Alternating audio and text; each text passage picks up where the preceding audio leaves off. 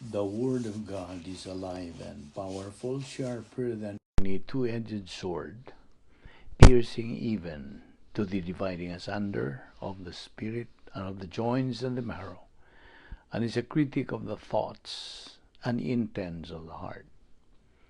All Scripture is God-breathed and is profitable for doctrine, for reproof, for correction, for instruction in righteousness, that the man of God might be mature, thoroughly equipped unto all good works. Study to show thyself approved unto God, a workman that needeth not to be ashamed, rightly dividing the word of truth. And we know God causes all things to work together for good to those who love God, to those who are called according to his purpose. That's in Romans 8:28. And this is the confidence that we have before him, that if we ask anything according to his will, he hears us. And if we know that he hears us in whatsoever we ask, we know that we have the requests which we have asked from him. 1 John 5:14-15. And my God will supply all your needs according to his riches and glory in Christ Jesus. Philippians 4:19. It will also come to pass that before they call, I will answer, and while they are still speaking, I will hear. Isaiah 65:24. Ask, and it will be given you. Seek, and you will find. Knock, and it will be opened to you. Matthew 7:7. And you shall love the Lord your God with all your heart, and with all your soul, and with all your mind, and with all your strength. Mark 12:30. And all things you ask in prayer, believing you will receive. Matthew 21:22. Be strong and let your heart take courage, all you who hope in the Lord. Psalm 31:24. The next few minutes are devoted to silent prayer. You have the privacy of your priesthood, bound if necessary, to ensure the filling of the Spirit for the perception and metabolization of Bible doctrine. You also have the opportunity of blotting everything else out except concentration on the teaching of the Word of God. So, in preparation for our study, let us pray. Heavenly Father, because we belong to Thee, we have the right and the privilege of fulfilling the function of our priesthood by listening to the teaching of the Word of God. We recognize, Father, that our growth, our orientation to life, our understanding of your plan, your purpose, your design for each one of us is based upon the constant, daily, consistent assimilation of your word.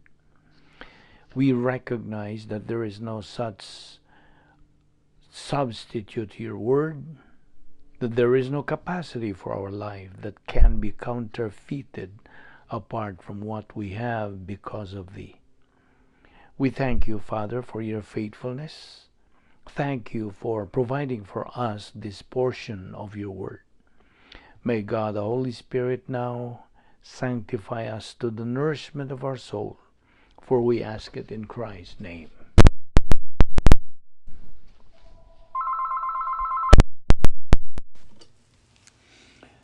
First of all, let us establish the premise that God does exist. Yes, he does exist, and he reveals himself.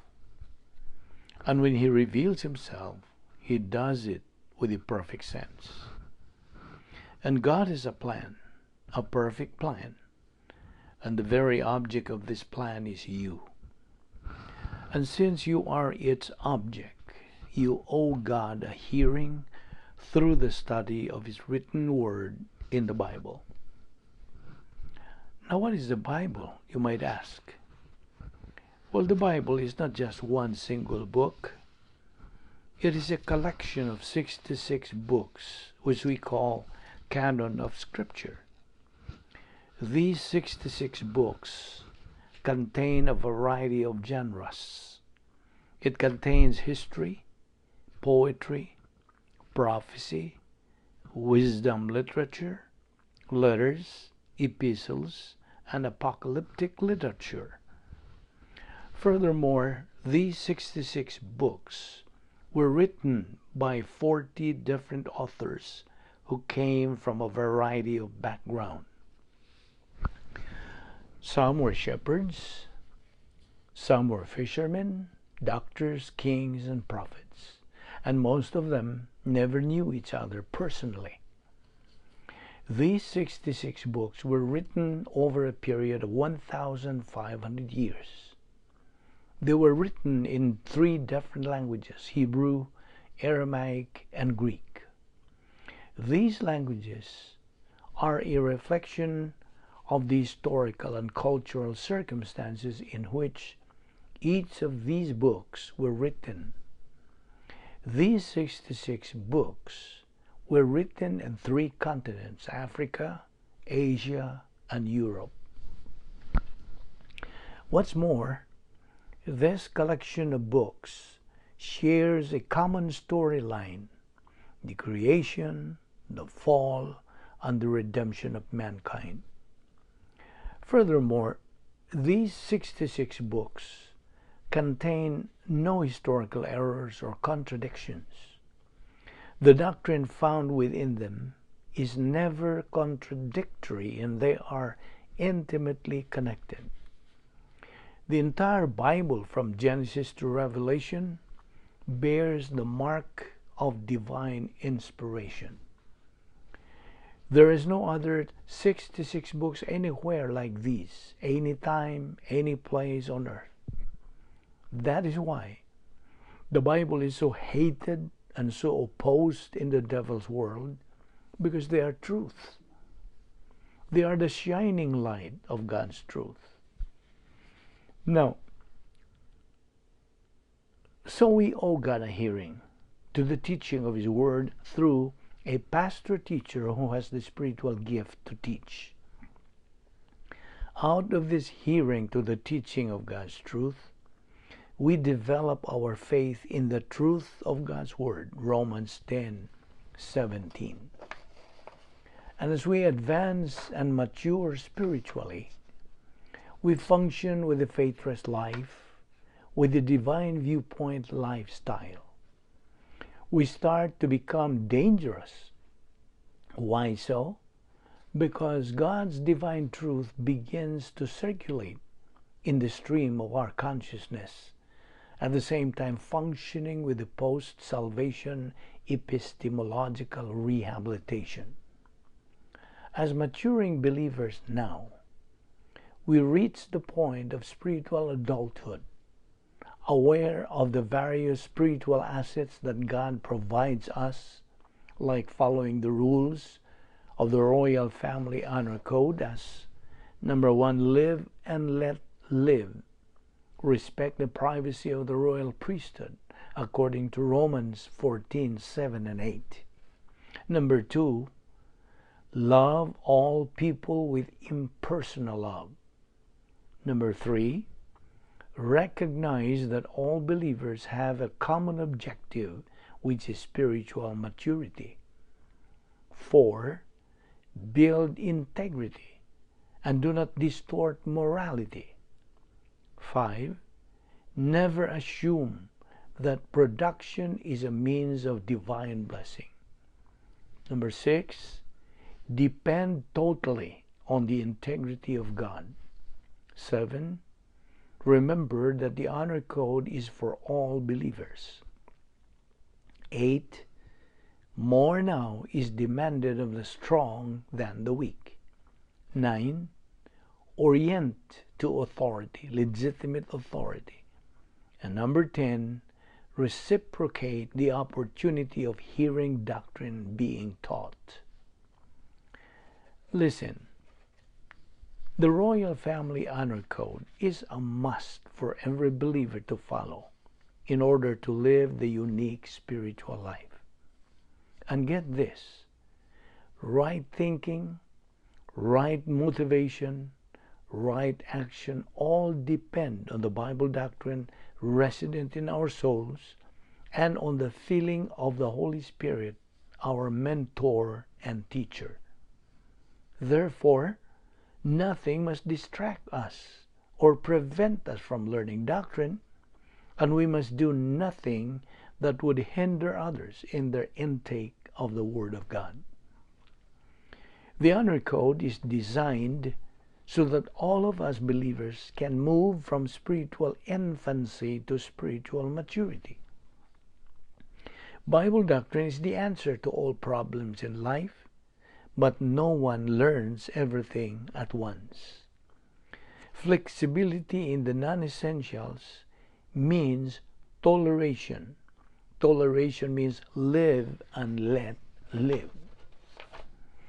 We're going to learn God's Word through the ministry of God the Holy Spirit, who is the only teacher of truth, using the pastor-teacher as the mouthpiece in that kind of teaching. God's Word says, faith comes from hearing, and hearing by the Word of God, Romans 10:17. And so, from there, we learn the 7 declared wills of God, namely, so here are the 7 declared wills of God. Number 1, God's declared will is that all members of the human race be saved. Number 2, God's declared will is that all saved persons be sanctified. Number 3, God's declared will is that all saved persons be controlled by God the Holy Spirit. Number 4, God's declared will is that all saved persons give thanks in everything. Number 5, God's declared will is that all saved persons trust in the Lord. Number 6, God's declared will is that all saved persons suffer. And number 7, God's declared will is that all saved persons be productive. Yes, it is God's declared will that every person in the world be born again. How? Through faith alone, in Christ alone. God's Word says, believe on the Lord Jesus Christ, and thou shalt be saved. Acts 16:31. At the point of salvation, every person who professes faith in Christ, who believes in Christ as Lord and Savior, is instantly united with Christ for all eternity. John 3:16.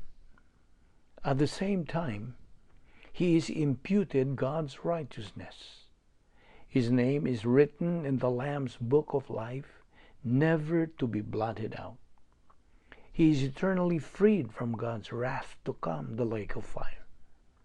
He is instantly entered into the royal family of God, and he is eternally secure since he is already sealed by God the Holy Spirit. That's how to be saved in our present age, the church age, and there's no other way. Acts 4:12. Now that you are a child of God, a new species, a new creature, the Lord Jesus Christ, who is now seated at the right hand of God, is your boss and your model to follow. Remember the second declared will of God, that all saved persons, believers in Christ, be sanctified. How? By following God's mandate in 2 Peter 3:18, grow in grace and in the knowledge of the Lord Jesus Christ. Its process is first to study God's Word on a daily basis. As we go on in our spiritual growth, we continue to be aware that there are 3 stages or levels of spiritual growth, namely, baby believer, adolescent believer, and finally, mature believer. toleration under the honor code means live and let live as unto the Lord. Now, as believers, let us always be aware of our enemy's strategy, offensive strategy of Satan, by Satan's use of the following. Number 1, old sin nature. Number 2, people. Number 3, thought. Number 4, systems. Number 5, arrogance complex. Number 6, hatred complex. Number 7, disaster. And number 8, prosperity. Now, on this using our thought, let us remember that thought determines the believer's life, right? Proverbs 23:7 says, what a man thinks in his heart, so is he. Thought has such a powerful effect on the believer's success or failure in the Christian life that thinking must be considered a major momentum test. In all stages of Christian growth, the believer will face the pressure of thought conflicts in his soul. Human viewpoint will conflict with divine viewpoint. Remember again Proverbs 23:7, for a man thinks in his heart, so is he. And because a believer is what he thinks, a thought can make or break him, depending on the nature of the thought. If his thought is consistent with Bible doctrine, he advances in the protocol plan of God. But if his thought is contrary to doctrine, he is distracted from his true destiny in life. His mental attitude toward life is the function of his thinking, the composite of all he knows and believes. And get this, when a believer thinks evil, he is evil. He resides in Satan's cosmic system. From evil thinking comes evil motivation. From evil motivation, evil actions. And Jesus, knowing their thoughts, said, why are you thinking evil in your hearts? Matthew 9:4. Mankind's great enemy is a thought called arrogance. And you know what? Arrogance can inflate or deflate man's opinion of himself. Galatians 6:3 says, for if anyone thinks he is something, meaning arrogance, when he is nothing, he deceives himself.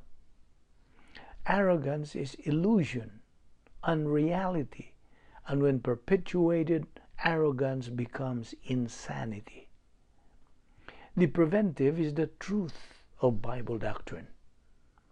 Our Lord's mental attitude of humility was manifested by his total conformity to the plan of the Father. Philippians 2:5 says, keep on having this mental attitude in you, which was also in Christ Jesus. Humility, which is obedience to divine authority and orientation to God's grace, should be the attitude of every member of the royal family of God. You see, we are living in dangerous times. This is the weakest generation of all times. We are living in a pampered and spoiled generation. We believers are expected to achieve that stage where we can have capacity to make good decisions in life, capacity for life. Many believers today lack trust in God. Instead, they trust in man. Do you remember what Jeremiah 17:5 says? Cursed is the one who trusts in man, and maketh flesh his arm, and whose heart departeth from the Lord. Verse 6, for he shall be like the heath in the desert, and shall not see when good cometh, but shall inhabit the parched places in the wilderness, in a salt land and not inhabited. Proverbs 3:5 and 6 likewise say this, trust in the Lord with all your heart, and lean not on your own understanding. In all thy ways acknowledge Him, and He shall direct your paths. Now, get this. Even if God puts any prosperity right before the nose of that negative believer, he still cannot see it. And do you know why this is so? The answer is because he is spiritually blind. He is therefore cursed. But look at verse 7. But blessed is the man that trusteth in the Lord, and whose hope the Lord is. Note, man's extremity is God's opportunity. Always remember this. God keeps His word. Promotion belongs only to God. So do you want to be promoted? Remember God's principle. God promotes the humble, but demotes the proud. James chapter 4 verse 6, 1 Peter 5:5, and Proverbs 3:34. Likewise, Galatians 6:7 says, what a man sows, that's what he reaps. A believer has two basic options in life. One, if he sows divine viewpoint lifestyle, he's going to reap or harvest growth, promotion, prosperity, blessing, success. But if he sows human viewpoint lifestyle, he's going to reap divine discipline, misery, self-induced demotion, ignorance, and confusion. And get this, a believer who says no to doctrine is actually saying, adios doctrine, welcome paddle. That is why God disciplines His wayward children. Hebrews 12:5-6. You see, man is designed for fellowship with God. And take note of this. The greater knowledge of Bible doctrine and application of it to experience in life, the greater capacity to solve problems in life. Again, promotion belongs to God. And how can we acquire this promotion from God? The answer is, we can avail of God's promotion by saturating our mind with the Word of God, and then watch what God does, or just leave the consequences to Him. Joseph, for his part, was 17 years old when he was sold into slavery. And you know what? He was promoted as Prime Minister of Egypt at the age of 30. Genesis 41:46. You see, God has 1,001 ways to promote you once you function with doctrine in life. In fact, there is no end to God's promotion giving to believers. He is giving to believers who prioritize God's Word. Furthermore, God is in the business of giving to those believers who have the capacity to receive. What does Psalm 23:5 say? My cup runneth over, meaning overflowing cup. That is capacity. God has 7 provisions for every believer that we should never forget. They are the following. Number 1 is the Bible. Number 2, the omnipotence of God, the Holy Spirit. Number 3, divine plan for the church. Number 4, right pastor-teacher. Number 5, privacy of the priesthood. Number 6, logistical grace support. And number 7, spiritual freedom inside the divine dynasphere. But it is tragic to realize that there are believers in the cosmic system who periodically receive intensive discipline, serve Satan as cosmic evangelists. Satan uses these negative, recalcitrant believers to distract positive believers from the protocol plan of God. Cosmic Christians draw other believers into the pseudo strength and superficial attractions of the cosmic system, as what Revelation 2:2 points out. I know thy works and thy labor and thy patience, and how thou canst not bear them which are evil, and thou hast tried them which say they are apostles and are not, and hast found them liars. In fact, they are described in the following verses to wit. Number 1, enemies of the cross of Christ, Philippians 3:18. Number 2, enemy of God, James 4:4. Number 3, hater of God, John 15:23. Number 4, Antichrist, 1 John 2:18-22, chapter 4, verses 3, and 2 John 7. Number 5, hostile toward God, Romans 8:7. Number 6, men of flesh, 1 Corinthians 3:1-3. Number 7, double-minded, James 4:8. Number 8, agent of the devil, 1 John 3:8. Number 9, disciple of the devil, 1 John 3:10. And take note of this. All of those phrases, the above phrases, refer to eternally saved believers, not unbelievers. So I repeat, they refer to believers. Believers are supposed to be in the right place, at the right time, with the right attitude. Believers are supposed to live as unto the Lord, are supposed to live in the light of eternity. They're supposed to be aware that human solution is no solution. Only divine solution is the real and genuine solution. Believers are supposed to distinguish essentials from non-essentials in life, meaning flexibility to non-essentials, but inflexibility to essentials.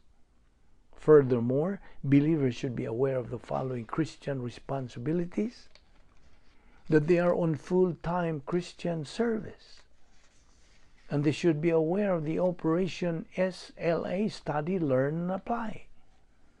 And they should be aware of the rate of learning should exceed the rate of forgetting.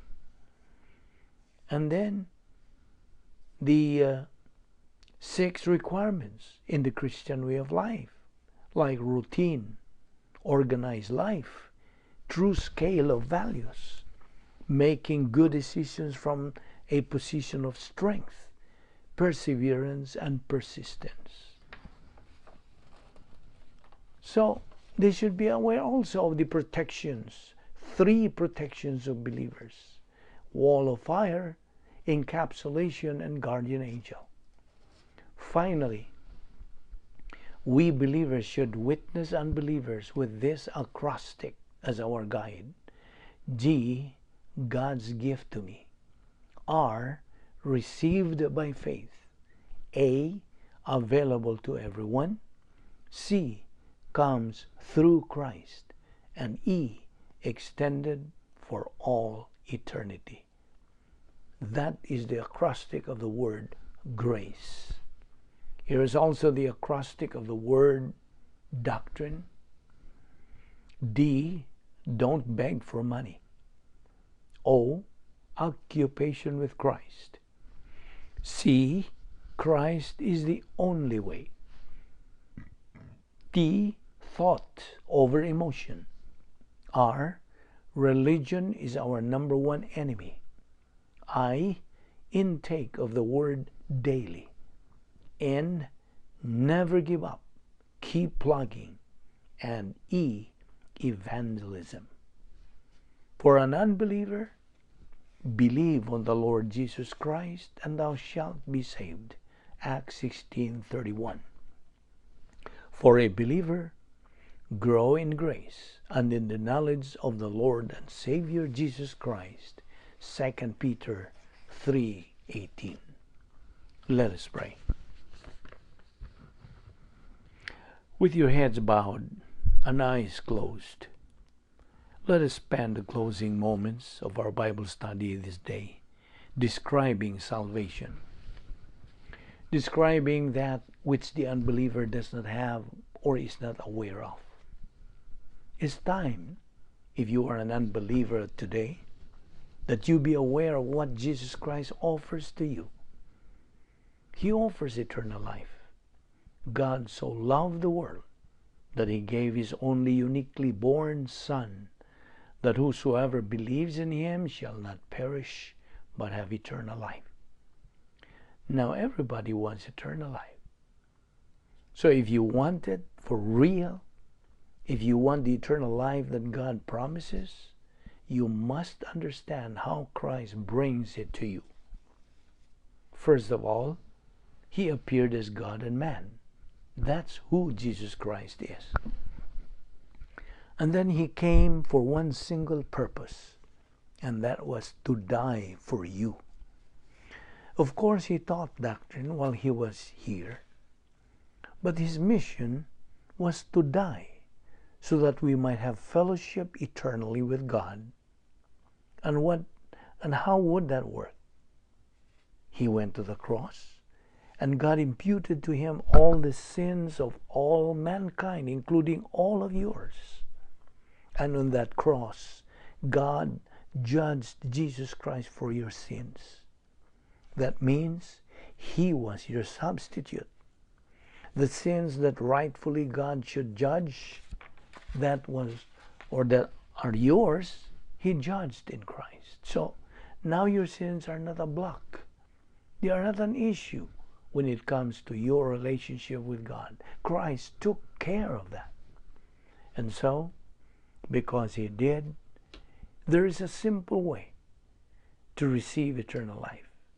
Because of Christ, all you have to do is accept His work, accept His person. Christ did it all for you. So, as Ephesians 2, 8 and 9 say, we've been saved by grace through faith. This salvation is not of yourselves. It's a gift of God, not of works, lest anyone should boast.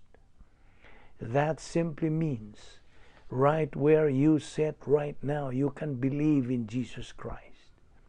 You can say, Father, I accept the gift that you are giving to me through the Lord Jesus Christ. And that's the moment of your eternal future. I pray that you give this great consideration because it is your life, and you must know what you're headed for, eternal condemnation or eternal life. The choice is all yours. Let us pray. And now, Father, we thank you for the clarity of who we are and what we must be, what you require of us. And we pray that as we continue in our temporary life here on earth, we will keep in mind what our priorities are, never forsaking or leaving them, and never becoming anything less than salt that is a savor. We ask all this in Christ's precious name. Amen.